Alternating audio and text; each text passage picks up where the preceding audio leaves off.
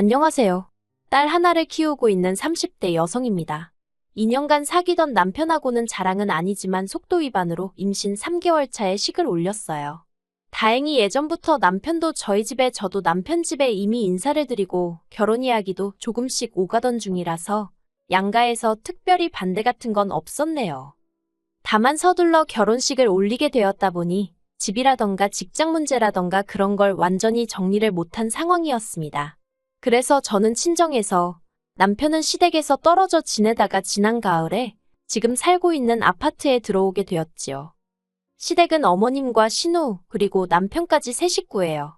건설 현장에서 일하시던 아버님은 남편과 제가 사귀기 시작하고 얼마 되지 않았을 때 사고로 돌아가셨거든요. 이후로 신우와 남편이 회사 생활하면서 어머님 생활비를 대드리는 중이었고, 저희 결혼할 때도 시댁의 재산이랄 게 솔직히 딱히 없어서 처음부터 기대치도 없었네요.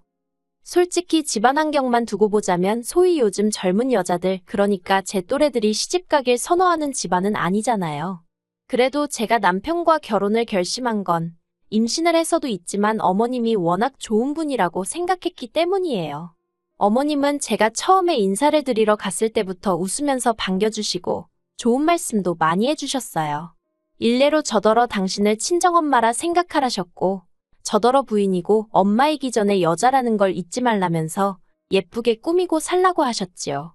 그래서 그때만 해도 저는 저희 어머님이 어디 드라마에나 나올 법한 쿨하고 멋진 분이라고 생각했고, 어머님 말씀대로 모녀 사이처럼 지낼 수 있을 거라 믿었네요. 하지만 남편이랑 같이 살기 시작한 이후로는 어머님과 가깝게 지내는 게 저에게 꼭 좋은 일만은 아니라는 걸 알게 되었어요. 일단 어머님이 저희 집에 너무 자주 오셨거든요.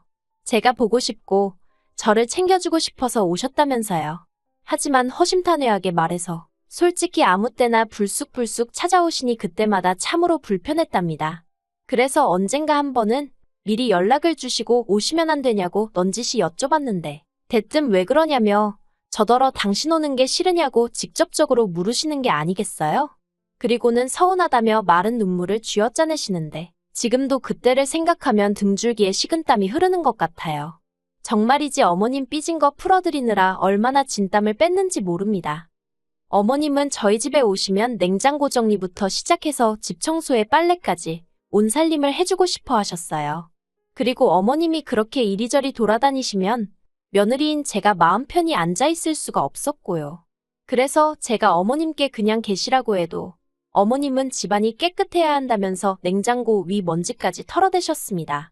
그리고 그럴 때마다 가시방석에 앉아있느니 차라리 움직이자 싶어서 제가 거들겠다고 한 번 더 여쭤볼 수밖에 없었는데 그럼 어머님은 못 이긴 척 그때부터 저에게 이런저런 심부름을 시키곤 하셨지요.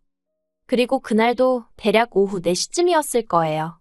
현관벨이 울려서 나가보니 그날도 어머님이 저희 부부 저녁 챙겨주고 가신다며 연락도 없이 오셨더라고요.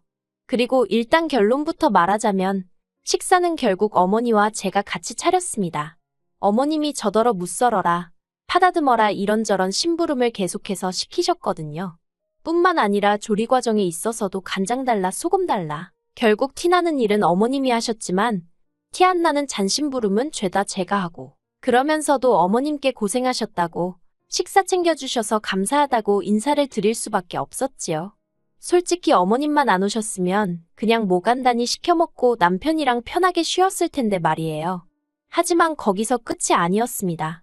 식사를 마치고 시간이 늦어지는데도 어머님은 거실에서 TV만 보고 계셨지 도통 집에 가실 생각을 안 하시는 눈치였어요. 참고로 어머님 댁은 저희 집에서 차로 40분 정도 걸렸고 어머님은 직접 운전해서 오신 상황이었으니 교통편은 아무 문제가 아니었네요. 결국 제가 먼저 이제 슬슬 가셔야 하지 않겠냐고 더 늦어지면 어두워서 운전하기 힘드실 것 같다고 조심스레 애둘러 말씀을 드렸습니다. 그러자 어머님이 당신이 너무 피곤해서 그렇다며 오늘은 그냥 주무시고 가신다대요. 그리고 새벽 1시쯤이었습니다. 한참을 뒤척이다 힘들게 잠에 들었는데 그나마도 얼마 못 가 목이 말라 잠에서 깨게 되었지요. 그런데 방문 밖에서 무슨 소리가 들리대요. 겁이 나서 남편을 흔들어 깨웠습니다. 그러자 잠에서 깬 남편이 투덜거리면서 밖으로 나가보더라고요. 그리고 이내 남편의 신경질적인 목소리를 듣게 되었습니다.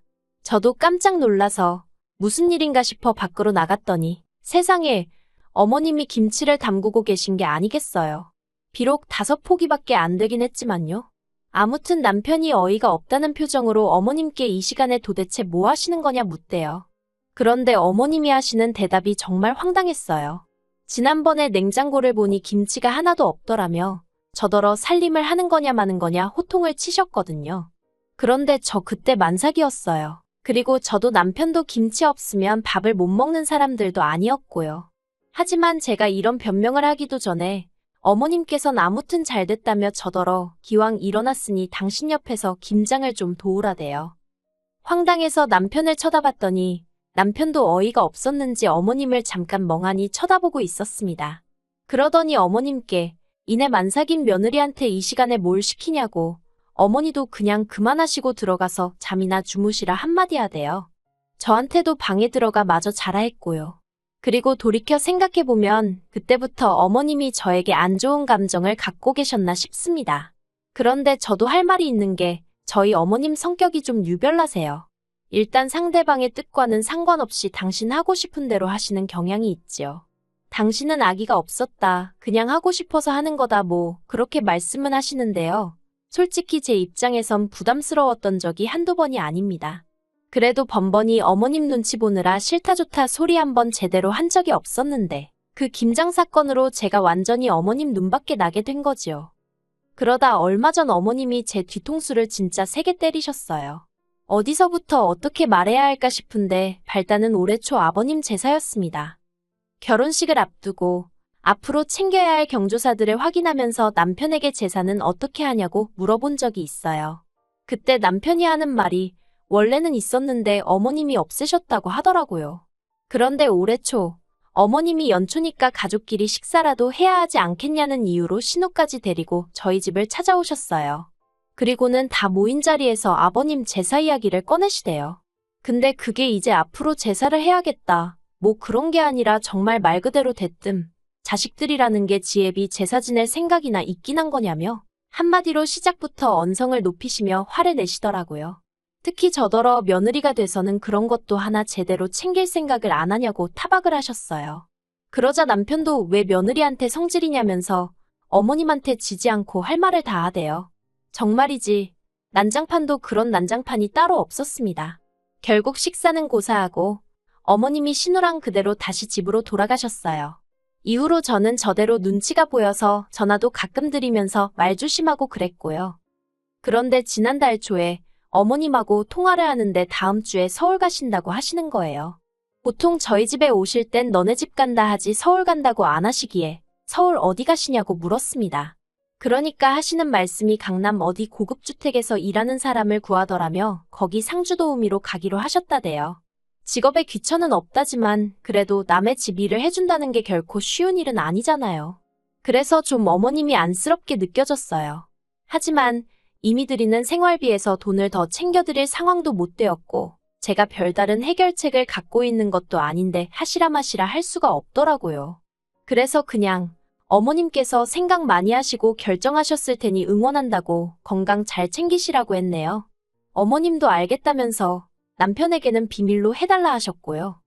그런데 그 통화를 하고 한 일주일이나 지났을까. 하루는 퇴근한 남편이 씩씩거리면서 저에게 어머님이 왜 서울에 가신 건지 아냐고 따지고 들대요. 어머님이 비밀로 해달라고 하셨으니까 저는 저대로 약속을 지키기 위해서 잘 모르겠다고 시치미를 뗐고요. 그런데 남편이 눈을 정말 희번덕거리면서 어머님께 다 들었답니다. 그리고는 저더러 어떻게 그럴 수가 있냐는 거예요. 시어머니가 남의 집 식모살이 하러 가는데 어떻게 그걸 안 말릴 수가 있냐고요. 알고 보니까 어머님은 남의 집에 가신 일도 없으셨어요. 그냥 제가 어떻게 나올지 궁금해서 저를 한번 떠보신 거라대요. 그러면서 어머님은 제가 가지 마시라고 잡을 줄 알았는데 그러질 않아서 크게 실망하셨다나요. 뿐만 아니라 남편한테 당신처럼 살림 다 해주고 며느리 모시고 사는 시애미가 어딨냐면서 그런데도 저는 고마운 줄을 모른다고 이제 보니 인성이 덜 된 것 같다고 정말 별의별 소리를 다 하셨더군요. 듣고 있자니 어찌나 억울하던지 도저히 가만히 있을 수가 없었습니다. 그래서 어머님이 한두 살 먹은 어린애도 아니고 결정 다 내리고 진지하게 말씀하시는데 그걸 내가 무슨 수로 무슨 권리로 이래라 저래라 하겠냐고 따졌어요.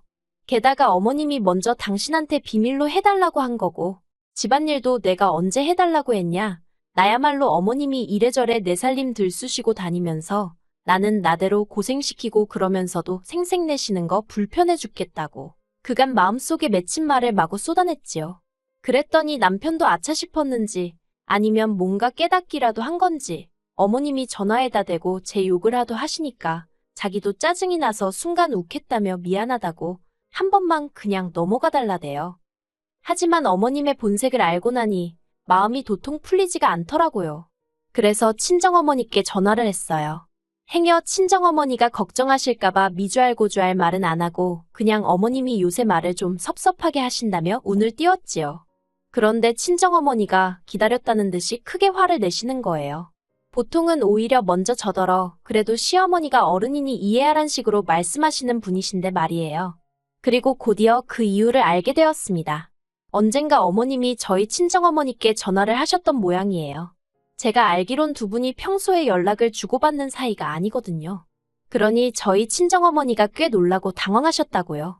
아무튼 어머님께선 그동안 잘 지내셨냐며 운을 띄우시더니 이내 저에 대한 이야기를 하시더랍니다. 집안도 맨날 어지럽혀져 있고 음식 솜씨도 없는 것 같다. 남편 양말 구멍 난 것도 모르더라. 한마디로 전부 다 제가 못났다는 얘기였는데 처음엔 저희 친정어머니는 제가 정말 무슨 큰 실수라도 했나 싶어서 가만히 듣고만 계셨답니다. 그런데 들으면 들을수록 황당하고 어이가 없다 못해 웃기더래요. 그래서 어머님한테 살림이고 뭐고 둘이서 알아서 하는 거라고 그리고 요즘 애들이 누가 집에 와서 냉장고까지 들춰보는 걸 좋아하냐고 그냥 놔두면 서로 알아서 해결하고 산다고 그러셨대요. 그리고 김서방처럼 우리 딸도 시집 가기 전에 열심히 회사 다니면서 일만 하던 앤데 하루아침에 살림 잘하고 음식 잘하고가 되겠냐고 좀 기다려주시라 하셨다고요.